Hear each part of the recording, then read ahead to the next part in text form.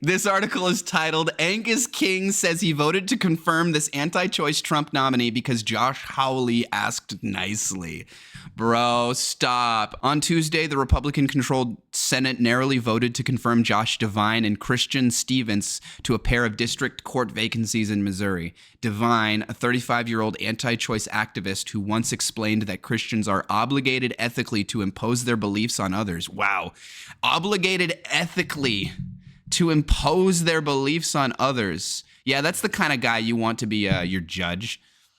You want to be on a lifetime appointment to a federal court. Yeah, that's the dude you want. Is now a federal judge who could start hearing cases as soon as next month.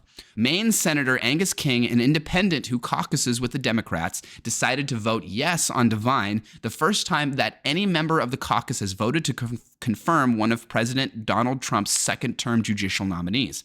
This makes King, who called the Supreme Court's 2022 decision to overturn Roe v. Wade a dangerous, blatantly political ruling that will rob millions of women of the fundamental right to make decisions about their own health, safety, and lives, the only Democrat to sign off on a self-described anti-choice zealot who has argued for a ban on abortion with no exceptions for rape. Yeah, wow, with no exceptions for rape, too. That's huge.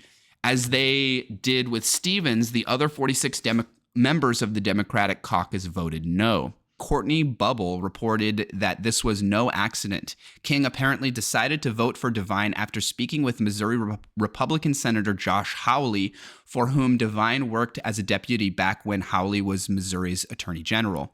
This private conversation, King told Bubble, had convinced him that Devine would be a capable judge. King's decision to cave this early in the second Trump administration and in service of perhaps the most unabashed extremist judge this White House has managed to cough up would be disappointing under any circumstances. To do so as some kind of personal favor to Josh Hawley, a thirsty dunce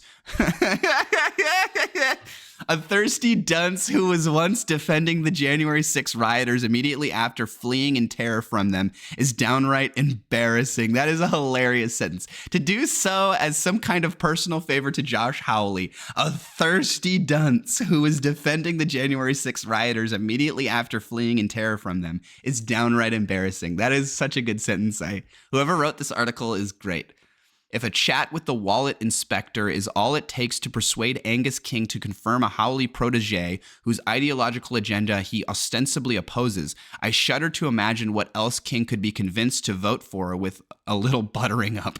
Absolutely. This isn't so much about like how this one yay vote affects the result of him being nominated or not, because it seems like he was going to get nominated regardless. The point is that he is so easily swayed by Josh Hawley, who is not somebody you should be giving favors to, not somebody you should trust in any way, shape, or form, right? I would imagine it.